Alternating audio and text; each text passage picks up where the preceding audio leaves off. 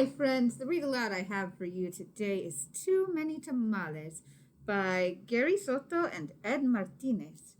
A tamale is a little bit like a dumpling that's been steamed inside of a corn husk. It can be filled with sweet things, or meat, or beans, or cheese, all kinds of different stuff. I love tamales. They're a very popular holiday food for a lot of Latinos. If you've never tried one, I hope you get the chance. In this story, someone does something without getting permission first, and they try to fix the problem without talking to a grown up. I want you to pay attention to what happens, what they should have done, and how everything ends up. Too many tamales.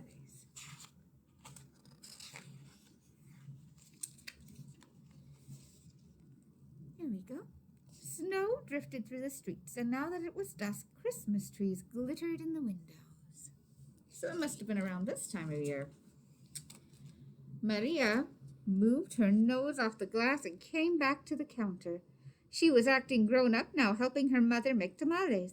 Their hands were sticky with masa. That's very good, her mother said. Maria happily kneaded the masa. She felt grown up wearing her mother's apron. Her mom had even let her wear lipstick and perfume. If only I could wear Mom's ring, she thought to herself. Masa is a kind of corn flour, and what they're doing here is they're preparing the meal together. Have you ever cooked with your family? It's always important to listen to directions.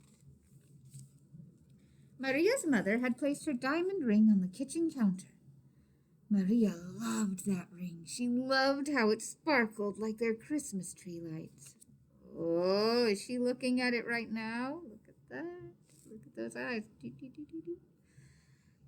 When her mother left the kitchen to answer the telephone, Maria couldn't help herself. She wiped her hands on the apron and looked back at the door.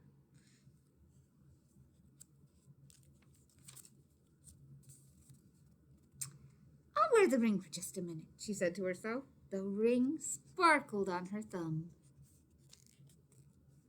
Did she get permission to wear her mama's special ring?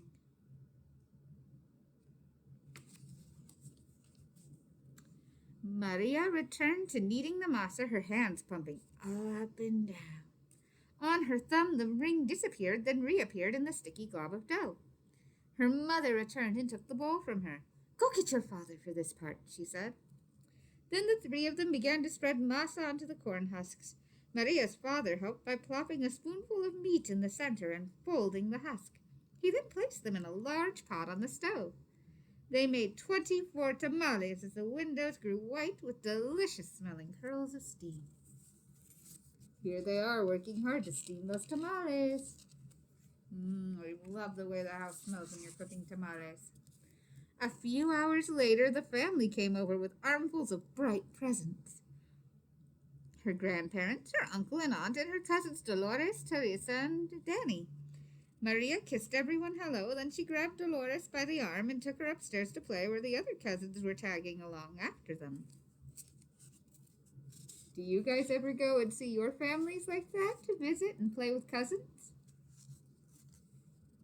Most of my cousins were grown-ups, but they'd still come over for holiday meals.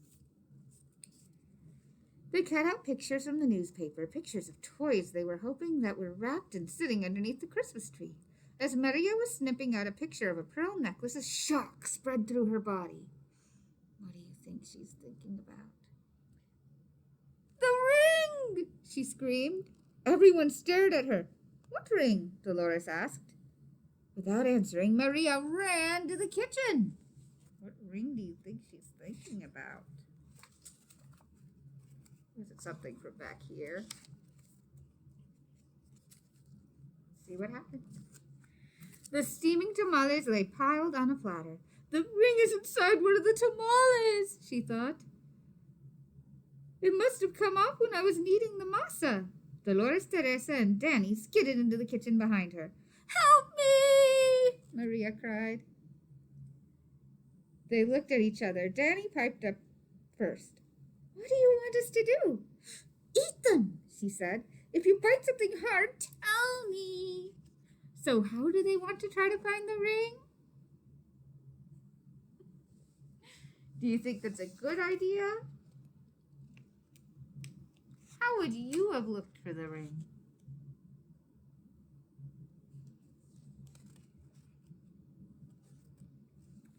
The four of them started eating. They ripped off the husks and bit into them. The first one was good. The second one was pretty good. But by the third tamale, they were tired of the taste. Keep eating, Maria scalded. Corn husks littered the floor. Their stomachs were stretched till they hurt, but the cousins kept eating until only one tamale remained on the plate.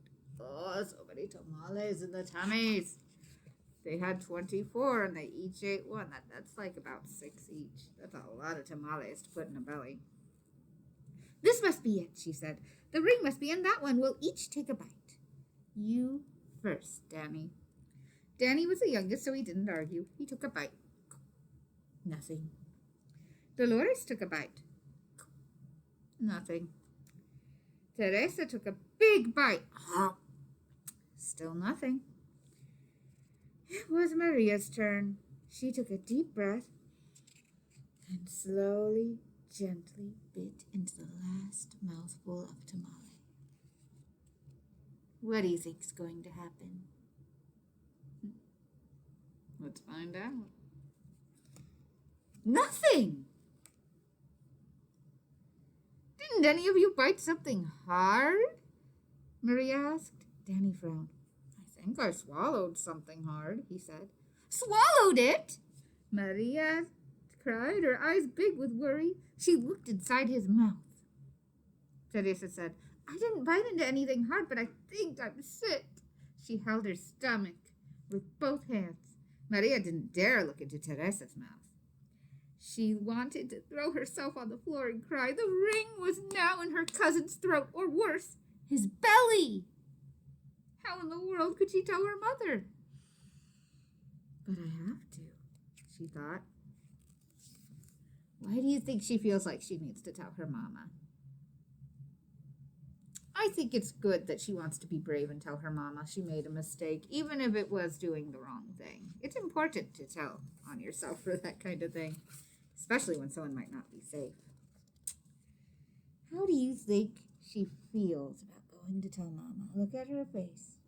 Her eyes are turned down, her mouth is turned down, her shoulders are kind of slumped forward, and her hands are kind of curled at her sides like she's not sure what to do with them. You can see the rest of the family's just talking and having a good time. Let's see how this goes. She could feel tears pressing to get out as she walked into the living room where the grown-ups sat talking. They chatted so loudly that Maria didn't know how to interrupt. Finally, she tugged on her mama's sleeve. What's the matter? Her mama asked. She took Maria's hand. I did something wrong, Maria sobbed. What? Her mother asked. Maria thought about the beautiful ring that was now sitting inside Danny's belly and got ready to confess. Then she gasped. The ring was on her mama's finger. Can you see it there? It's a little and shining. The ring! Maria nearly screamed. Maria's mother scraped off a flake of dried masa. You were playing with my ring, she said, smiling gently. I wanted to wear it, Maria said, looking down at the rug. Then she told them all about how they'd eaten the tamales. Her mother moved the ring a little on her finger. It winked a silvery light. Maria looked up, and Aunt Rosa winked at her, too. Well, it looks like we all have to cook up another batch of tamales, Rosa said cheerfully. Maria held her full stomach as everyone filed into the kitchen, joking and laughing. At first, she still felt like crying as she kneaded a great bowl of masa next to Aunt Rosa. As she pumped her hands up and down, a leftover tear fell from her eyelashes into the bowl and just for a second rested on her finger, sparkling like a jewel. Then Rosa nudged her with her elbow and said, Hey, Nina, it's not so bad. Everyone knows that the second batch of tamales always tastes better than the first, right? When Dolores, Teresa, and Danny heard that from the other side of the room, they let out a groan the size of 24 tamales. Oh,